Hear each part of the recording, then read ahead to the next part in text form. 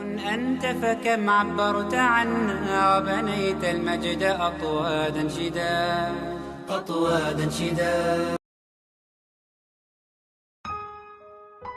Tidak semua orang yang ketika kemudian mereka itu banyak harta itu tanda kesalehan. Ada orang yang mereka diberikan harta oleh Allah, ada yang justru ketika diberikan harta itu karena Allah benci. Ini jawaban dari pertanyaan kita. Kalau kita sering bertanya, Ustadz gitu, ada orang pulang dari dukun malah laku dagangannya.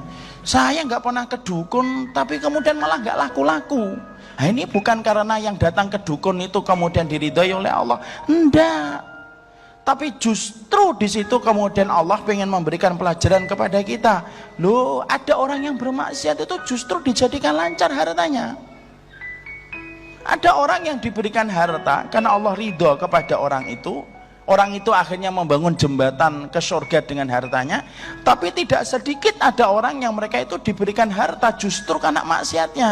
Jadi kalau bapak-bapak nanya, teman saya itu maksiatnya banyak, tahajud tidak pernah, ngaji juga tidak pernah, sholat Jumat itu selalu 2 kali, Jumatan 1 kali tidak, dan dihitung dicek gitu, kemarin sudah Jumatan, nah sekarang tidak. Tapi ternyata rezekinya lancar, itu bukan karena Allah ridho.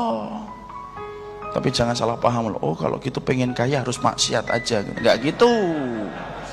Saya khawatir nih masyarakat Sleman suka ngambil splinter nih. Oh. Tapi di situ akhirnya kita menjumpai itulah yang dinamakan harta. Supaya ketika kita paham tentang itu, bapak dan saya sedang dinasihati sama Allah.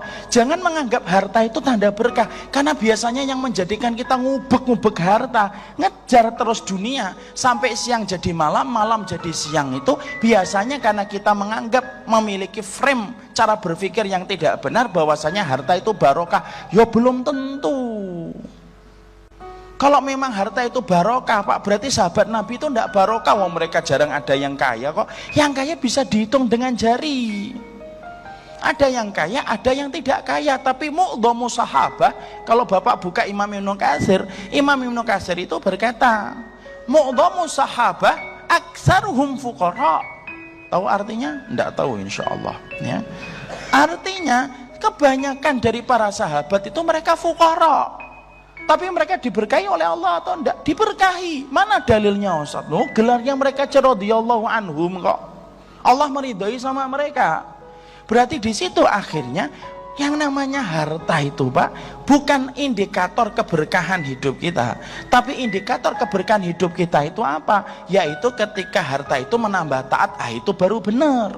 Tapi kalau ada orang yang diberikan harta oleh Allah, tapi kemudian karena kemaksiatan yang dia lakukan, itu bukan tanda ridhonya Allah.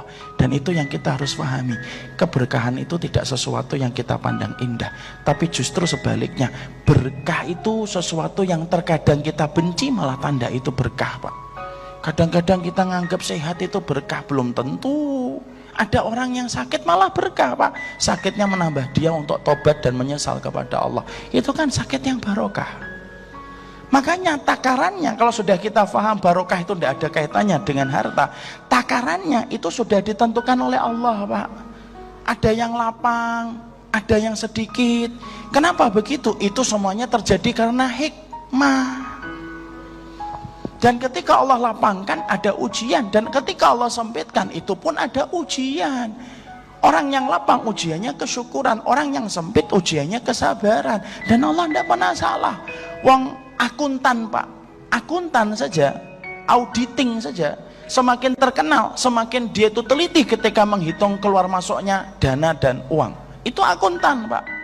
Semakin ada akuntan publik yang terkenal dan terpercaya, semakin minim kesalahannya, Pak. Rasio kesalahannya itu berapa, 0, berapa persen. Itu akuntan dan auditing, Pak.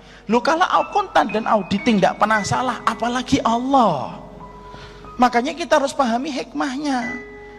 Oh, takarannya sudah ada. Ada orang yang memang dimudahkan untuk kaya, ada orang yang dimudahkan untuk miskin, dan semuanya itu terjadi karena hikmah yang Allah berikan. Dan Allah tidak pernah mendolimi kehidupan manusia.